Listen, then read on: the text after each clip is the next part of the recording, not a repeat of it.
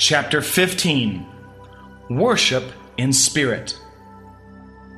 As I listened to wisdom, it was difficult to comprehend anyone, even this great cloud of witnesses, desiring authority or position in his presence. It seemed that in every moment I had spent here, he had become greater in glory and authority, and I knew that my vision of him was still limited.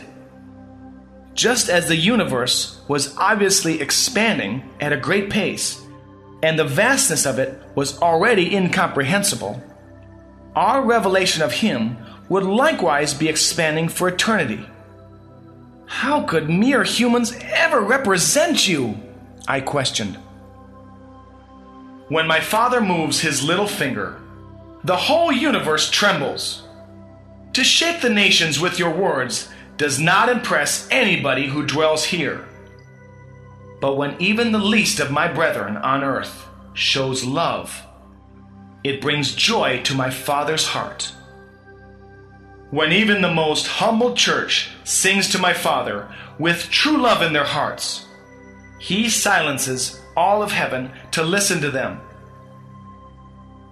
He knows that one cannot help but worship when they are beholding his glory here. But when those who are living in such darkness and difficulty sing with true hearts to him, it touches him more than all the myriads of heaven can. Many times the broken notes from earth caused all of heaven to weep with joy as they beheld my Father being touched. A few holy ones struggling to express their admiration for him has many times caused him to weep. Every time I see my brethren touch him with true worship, it makes the pain and grief I knew on the cross seem like a small price to pay. Nothing brings me more joy than when you worship my Father.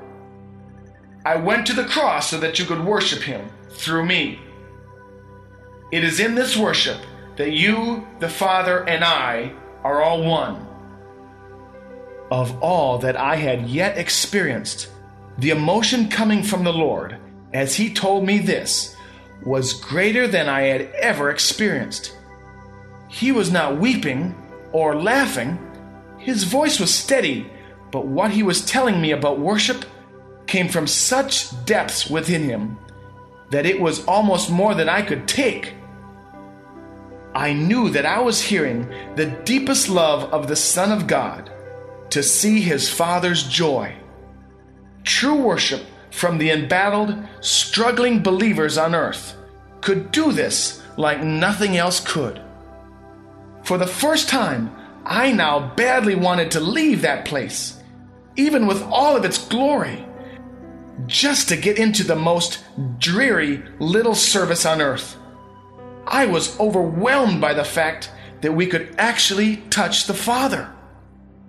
One person who worshiped him from earth during these dark times meant more to the Father than the millions and millions who worshiped him in heaven. From earth, we could touch his heart at this time like we might never be able to do again. I was so overtaken by this that I did not even realize I had fallen prostrate. I then fell into something like a deep sleep. I saw the Father. Millions and millions were attending him. His glory was so great, and the power of his presence so awesome, that I felt that the whole earth could not even measure as a grain of sand before him. When I had once heard his audible voice, I felt like an atom standing before the sun. But when I saw him, I knew that the sun was like an atom before him. The galaxies were like curtains around him. His robe, it was composed of millions and millions of living stars.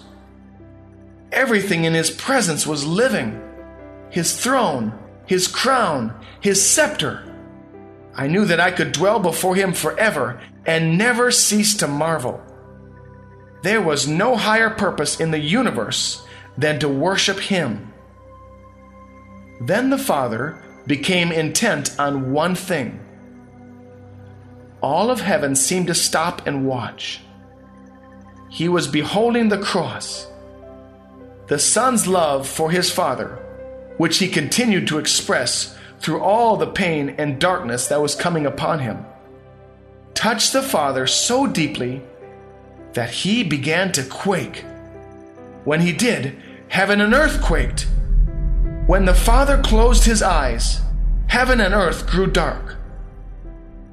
The emotion of the Father was so great that I did not think that I could have survived if I had beheld the scene for more than the brief moment that I did. Then I was in a different place, beholding a worship service in a little church building. As sometimes happens in prophetic experiences, I just seemed to know everything about everyone in the battered little room. All were experiencing severe trials in their lives. But they were not even thinking about them here. They were not praying about their needs. They were all trying to compose songs of thanksgiving to the Lord. They were happy, and their joy was sincere. I saw heaven, and all of heaven was weeping. I then saw the Father again, and knew why heaven was weeping. They were weeping because of the tears in the eyes of the Father. This little group of seemingly beaten down, struggling people had moved God so deeply that he wept. They were not tears of pain, but of joy. When I saw the love that he felt for those few worshipers, I could not contain my own tears. Nothing I had experienced gripped me more than this scene. Worshiping the Lord on earth was now more desirable to me than dwelling in all the glory of heaven. I knew that I had been given a message that could help prepare the saints for the battles that remained on the earth. But now, this did not mean nearly as much to me as trying to convey how we could touch the Father. Genuine adoration, expressed by even the most humble believer on earth, could cause all of heaven to rejoice. But even more than that, it touches the Father. This is why the angels would rather be given charge over a single believer on the earth than to be given authority over many galaxies of stars. I saw Jesus standing next to the Father, beholding the joy of the Father as he watched the little prayer meeting. He turned to me and said, "This is why I went to the cross. Giving my Father joy for just one moment would have been worth it all. Your worship can cause him joy every day. Your worship, when you are in the midst of difficulties, touches him even more than all the worship of heaven. Here, where his glory is seen, the angels cannot help but to worship him. When you worship him without seeing his glory in the midst of your trials, that is worship in spirit and in truth. The Father seeks such to be his worshipers. Do not waste your trials. Worship the Father, not for what you will receive, but to bring him joy. You will never be stronger than when you bring him joy, for the joy of the Lord is your strength."